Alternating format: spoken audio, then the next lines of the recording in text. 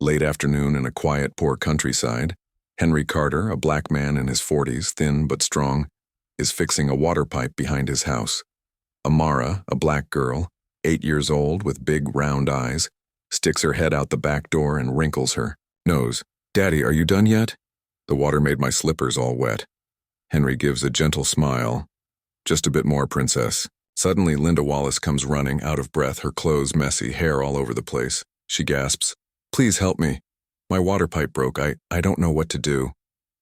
She's a white woman around her 30s with tired eyes and a face that looks worn but still has some faded grace.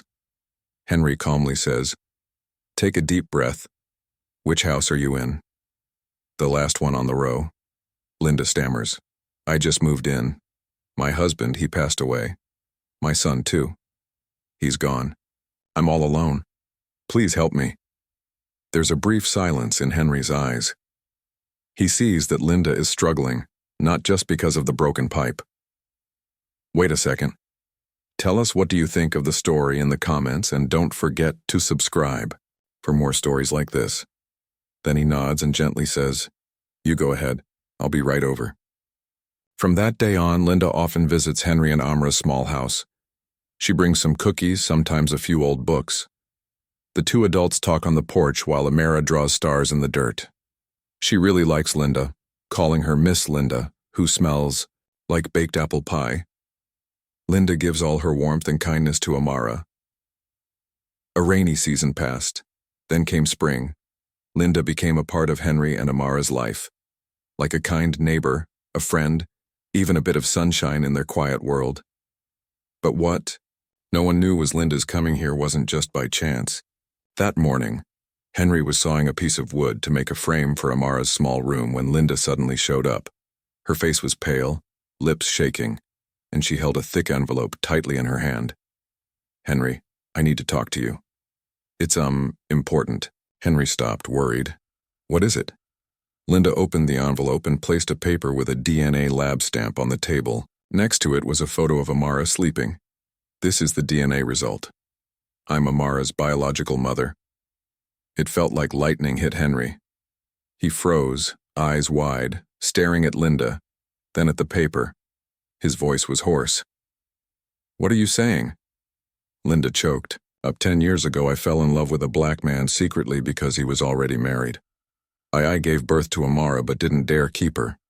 He said he would take her to a safe place. Then I lost all contact until I moved here and saw Amara. I knew I could feel it. A mother's instinct." Henry stepped back. Painful memories flooded in.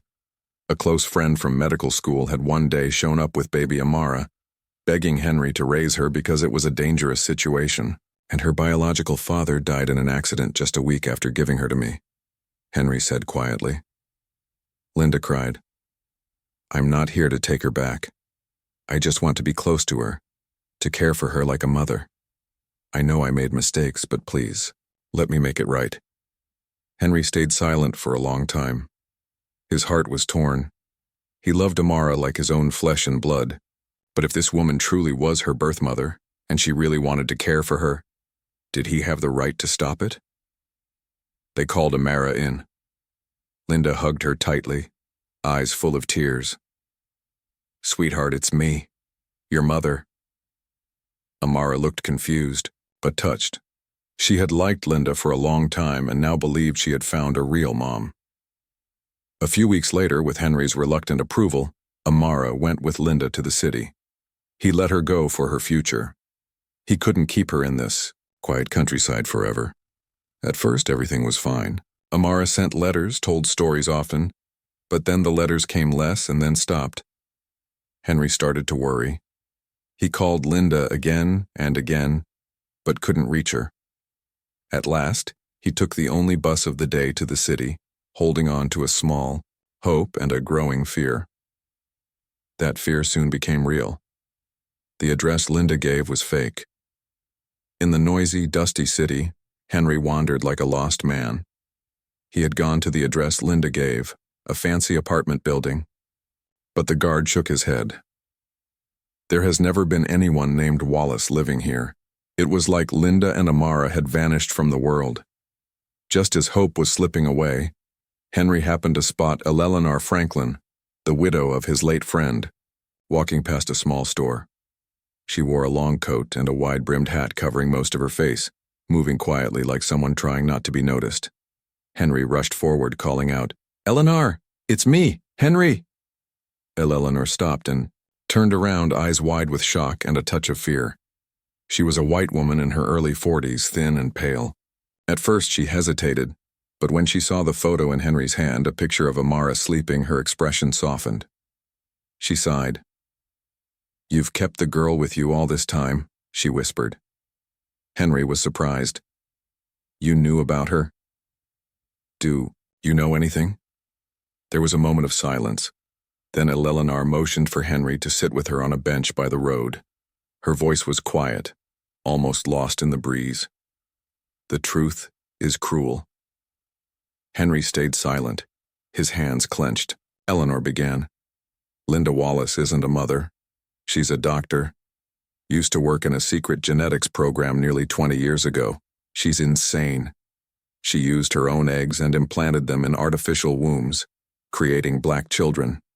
Not to raise, but to test drugs on. They were never meant to live normal lives. They were lab experiments, living test subjects."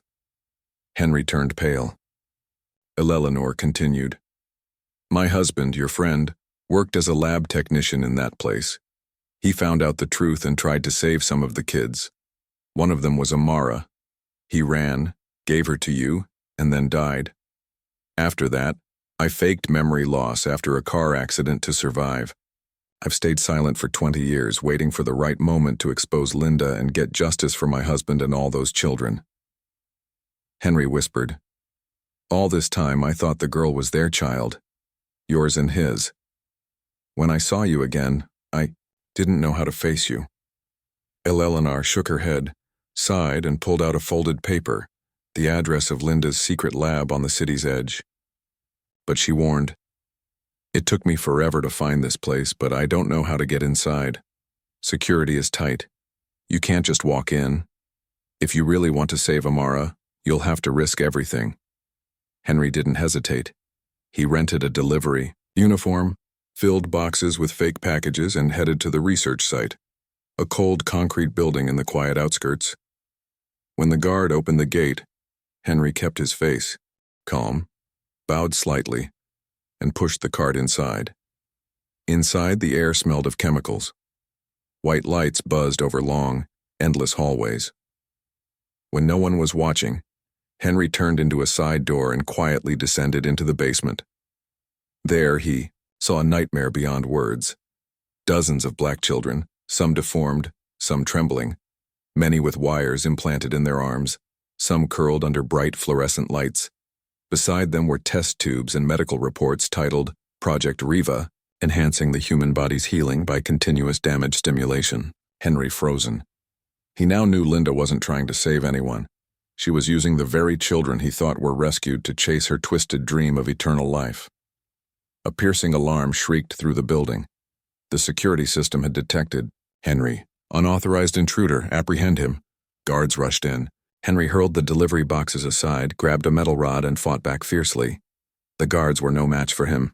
He kicked open each door that held the children, shouting as he blocked attacks, "Run, all of you, run!"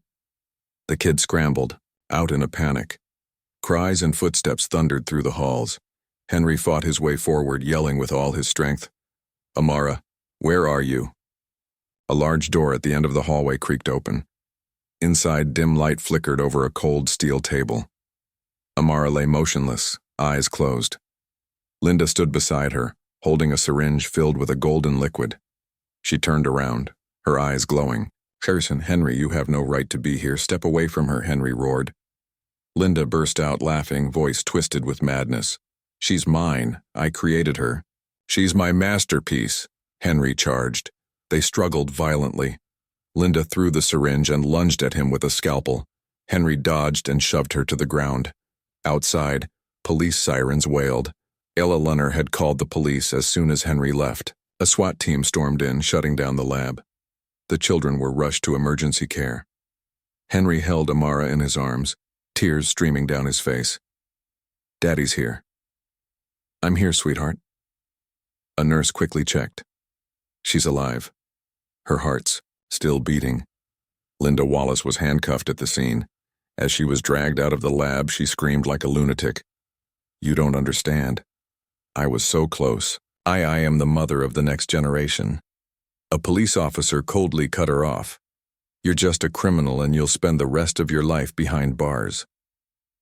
During the investigation, authorities uncovered a massive illegal human experimentation ring led by Linda. Dozens of researchers, doctors, and investors were implicated. All were brought to justice. As for Eleanor, the key whistleblower who exposed the entire operation, she was hailed for her bravery. Yet after the trial, she chose to leave the city, quietly returning to the countryside to live out her days in peace. 3 weeks after the raid, Amara finally woke up in her foster father's arms. She was thinner, fragile, but her eyes were still as clear and bright as ever. Henry smiled and gently squeezed her tiny hand. Amara smiled back, her first smile after the long, dark days. Some people raise a child out of kindness. Others create life only to serve their own greed. Henry wasn't related to Amara by blood, but he loved her with all his heart. Meanwhile, Linda gave birth to the girl, yet never had the heart of a mother. This story reminds us family isn't where you come from. It's where you are loved unconditionally, and justice, though it may come late, will always be the light at the end of even the darkest tunnel.